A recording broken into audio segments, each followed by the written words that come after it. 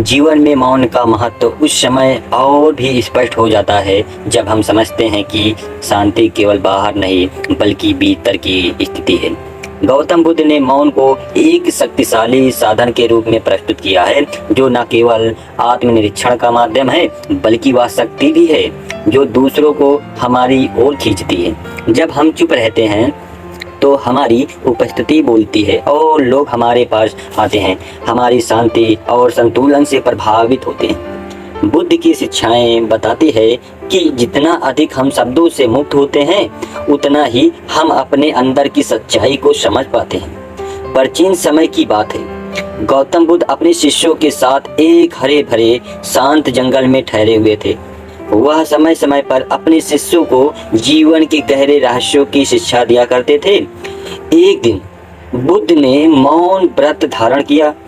उनके शिष्य इस बात से परिचित थे कि बुद्ध कभी कभी पूरे दिन मौन रहते थे, लेकिन उनके दिल में एक प्रश्न लगातार उठ रहा था, बुद्ध मौन क्यों रहते हैं और मौन का क्या महत्व है। शिष्यों के मन में जिज्ञासा बढ़ती जा रही थी, लेकिन बुद्ध के सम्मान में वे मौन रहते थे। वे जानते थे कि बुद्ध कभी भी बिना कारण के मौन नहीं रह सकते, जरूर इसके पीछे कोई ना कोई गहरी सीख होगी। धीरे धीरे समय बीत रहा था और बुद्ध के चेहरे पर शांति और गहरा सुकून झलक रहा था।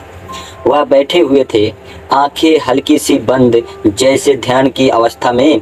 वो शिष्य उनके चेहरे को ध्यान से देख रहे थे और वे समझने की कोशिश कर रहे थे कि बौद्ध मौन में क्या अनुभव कर रहे होंगे। शाम को समय का सूर्य धीरे धीरे अस्त हो रहा था। सूर्य एकत्रित हुए और उनमें से एक, जो सबसे साहसी था, ने हिम्मत करके बुद्ध से पूछने का निश्चय किया। उसने धीरे धीरे बुद्ध के समीप आकर कहा, गुरुदेव, कृपया हमें यह बताइए कि आप अक्सर मौन क्यों धारण करते हैं? क्या मौन के पीछे कोई विशेष शिक्षा छुपी है? बुद्ध ने उसकी ओर शांत दृष्टि से देखा, लेकिन कुछ भी नहीं कहा। वह अब भी मौन थे। शिष्य ने फिर से सवाल दोहराया, लेकिन इस बार भी बुद्ध ने कोई उत्तर नहीं दिया। अन्य शिष्य भी यह देख रहे थे और वे भी असमंजस में थे कि आखिर बुद्ध इस प्रश्न का उत्तर क्यों नहीं दे रहे हैं। शिष्य अब और भी अधिक उलझन में पड़ गया। बुद्ध का मौन उनके लिए एक पहेली बन चुका था। वे आपस में चर्चा करने लगे थे, शायद बुद्ध हमें इस मौन के माध्यम से ही कुछ सिखाना चाहते हैं। दिन समाप्त हुआ और सबने अपने अपने विश्राम के स्थान पर लौटने का निश्चय किया। हालांकि उस शिष्य के मन में अभी भी प्रश्न बना हुआ था। अगले दिन सुबह बुद्ध ने अपने शिष्यों को एक छोटे शांत तालाब के पास बुलाया। तालाब के पानी में कोई हलचल नहीं थी।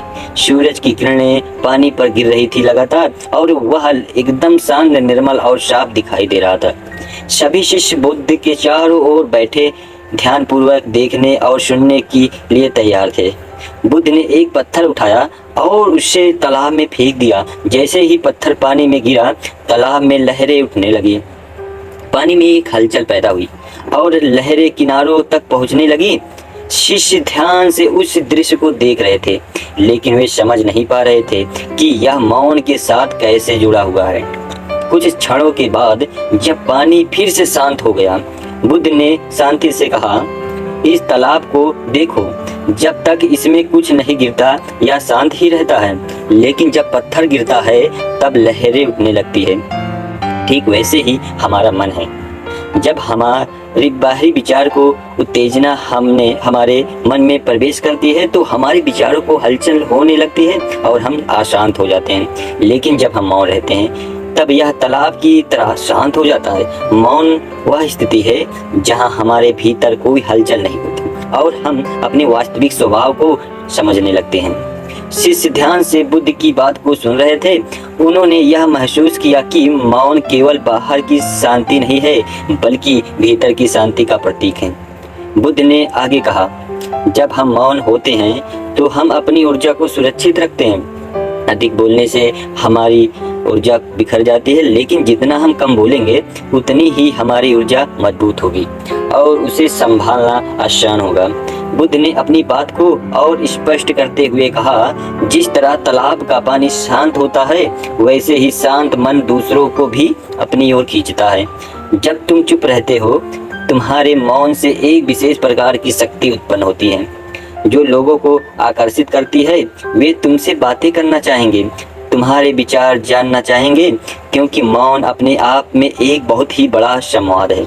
बुद्ध ने अपनी बात को बहुत ही गहराई से समझाते हुए कहा, मौन कोई कमजोरी नहीं है, यह तो एक शक्ति का प्रतीक है। जब तुम अपने आप को शब्दों से मुक्त कर लेते हो तब तुम अपने भीतर को गहराई को समझ सकते हो। मौन तुम्हारे मन के शुद्धता को प्रकट करता है और वह शुद्धता लोगों को तुम्हारी ओर खींचती है। जितना तुम चुप रहोगे उतना ही लोग तुमसे जुड़ने की कोशिश करेंगे, क्योंकि वे तुम्हारी मौन की शक्ति से प्रभावित हैं। शिष्य अब पूरी तरह से समझ चुके थे कि बौद्ध का मौन साधारण मौन नहीं था। यह मौन उनके भीतर की शांति का प्रतीक है और इसी शांति से लोग आकर्षित होते थे। बुद्ध का मौन उन्हें जीवन का एक नया दृष्टिकोण सिखाया था। उन्होंने महसूस किया है कि बोलने से ज़्यादा महत्वपूर्ण है सुनना। सुनना अपने भीतर की आवाज़ को, सुनना उन संकेतों को जो मौन में छिपे हुए होते हैं। बुद्ध ने अंत में कहा, जब तुम अपने मन को शांत करते हो तो तुम सच्चाई को देख सकते हो। मौन वह अवस्था है जहाँ तुम्हारा मन शुद्ध और साफ हो जाता है और यही शुद्धता तुम्हें वास्तविकता और ज्ञान तक पहुंचाती है। जितना तुम इस शुद्धता में रहोगे उतना ही लोग तुम्हारे पास आने की चाह रखेंगे। शिष्यों ने इस शिक्षा को अपने जीवन में उतारने का निश्चय किया। उन्होंने जाना कि मौन केवल एक साधन नहीं है बल्कि जीवन की एक महत्वपूर्ण साधना है। यह हमें अपने अंदर झांकने का अवसर देता है और दूसरों को हमारे भीतर की शांति से जोड़ता है। सीख, इस कहानी से हमें यह सीखने को मिलता है कि मौन अपने आप में एक महान साधना है। जब हम चुप रहते हैं तो हम न केवल अपने मन को शांत करते हैं बल्कि हम दूसरों को भी शांति का अनुभव कराते हैं। जितना हम चुप रहते हैं उतनी ही हमारी ऊर्जा संचित होती है और यह ऊर्जा हमें जीवन में आगे बढ़ने की प्रेरणा देती है। अगर आपको यह कहानी पसंद आई हो तो हमारे चैनल को सब्सक्राइब करना ना भूलें, ताकि आपको ऐसी ही प्रेरणादायक कहानियाँ समय समय पर मिलती रहे। वीडियो को लाइक करें और अपने विचार कमेंट में ज़रूर बताएं। आपकी लाइक और सब्सक्रिप्शन हमें और भी बेहतर कहानियाँ बनाने के लिए प्रेरित करती है। ओम गौतम।